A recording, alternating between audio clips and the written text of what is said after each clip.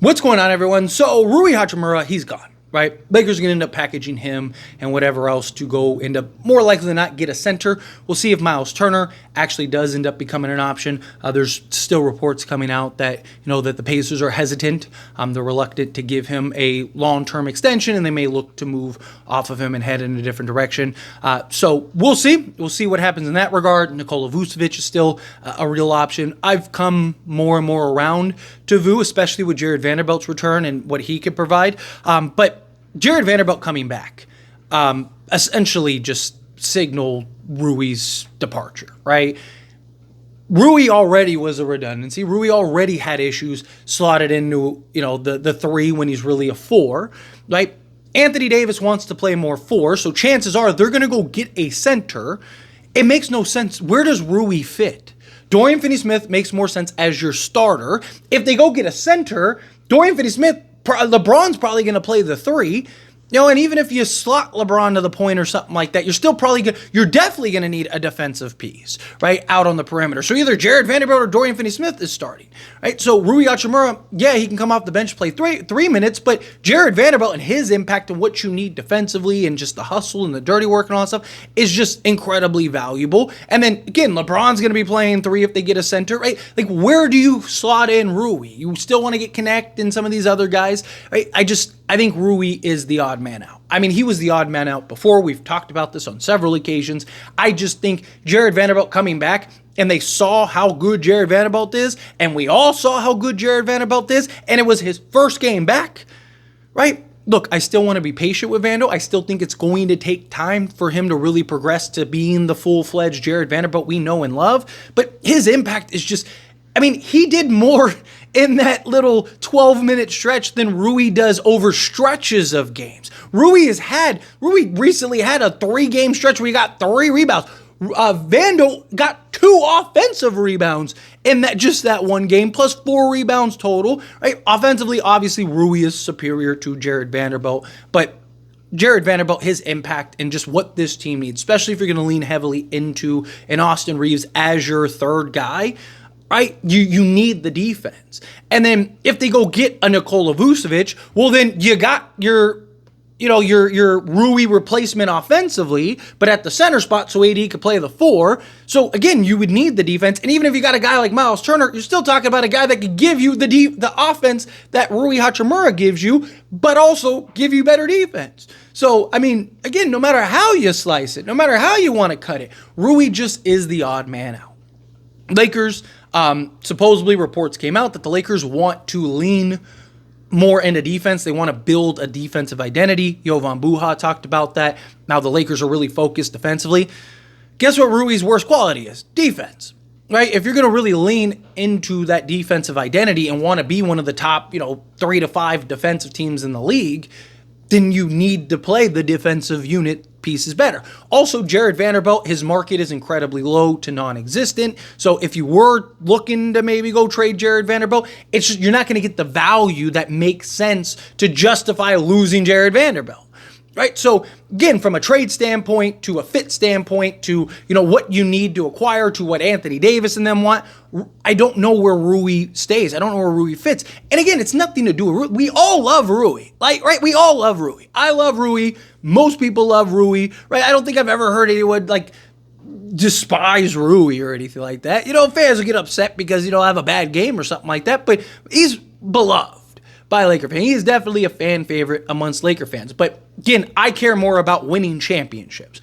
I was a Laker fan before Rui Hachimura came, and I'll be a Laker fan after Rui Hachimura departs, whether that's this season or after. If we can turn Rui into a piece that makes more sense, is a better fit, and gives us a better chance to win a championship, why wouldn't you want to do that, right? Even long-term potential, where does Rui fit? Again, if we go get a center, like the Lakers are planning on doing, when LeBron leaves, AD is still going to be the 4, right? And you're still going to have, Miles Turner or Nikola Vucevic or whoever. And then on top of that, you're going to have, hopefully at that point, Connect and all these guys are starting to come into their own, right? So again, Rui's probably, even from a long-term perspective, is probably the odd man out. I just don't see a scenario where you're going to be able to keep Rui Hachimura.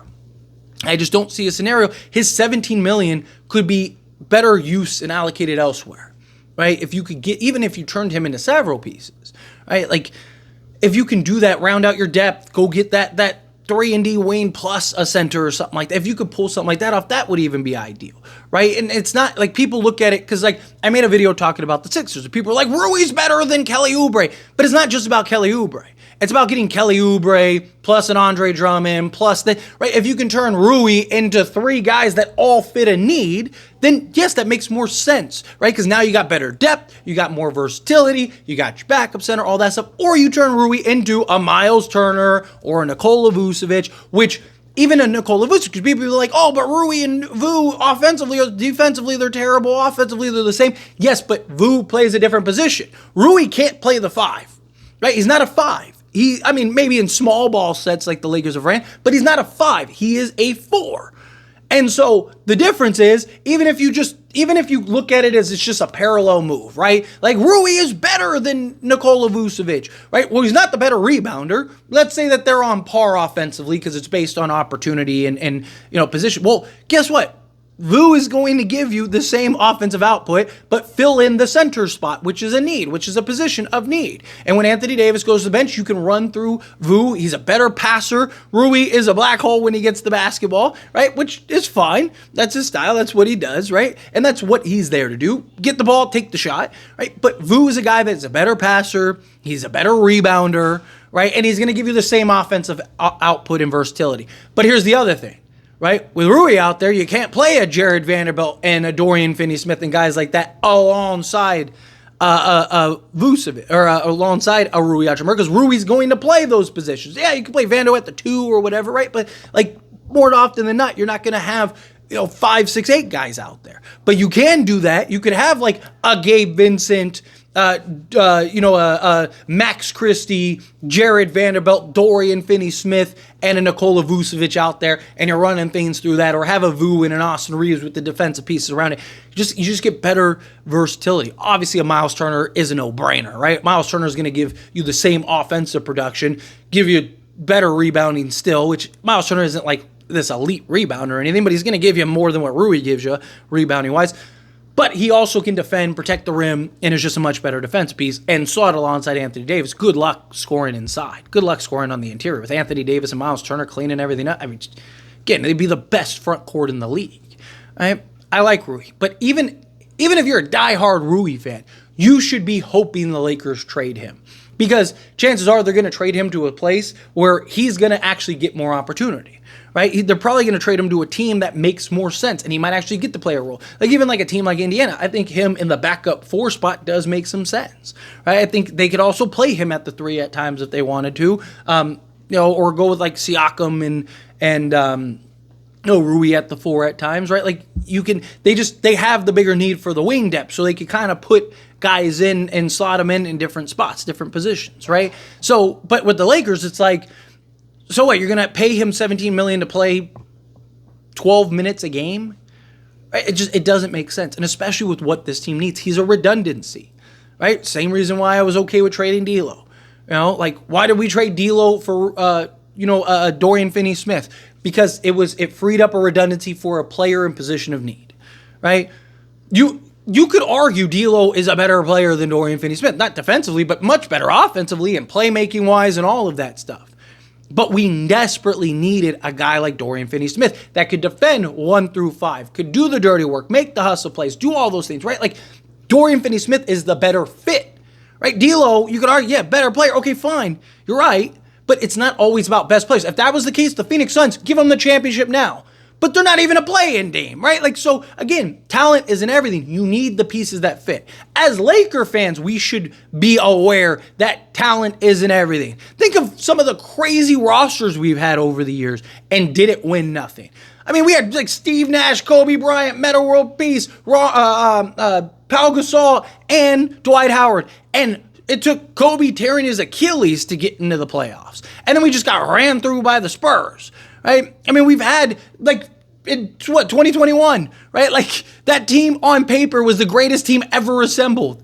And we weren't even a play-in team, right? Like, we were awful. We're like one of the worst teams in the league, right? There's more to basketball than just assembling, the 5 best players in the NBA or something like that. Again, you're looking at teams like Phoenix as an example. Do I think that big threes can still work? Absolutely. But it has to make sense. The pieces have to fit. And you still need the dirty work guys. You still need the hustle play guys. Why do you think Nick Richards has been so good for Phoenix? Because he's one of those guys. It's why I even said when the Phoenix Suns went and got Nick Richards that he'll be better for them than he would be for us.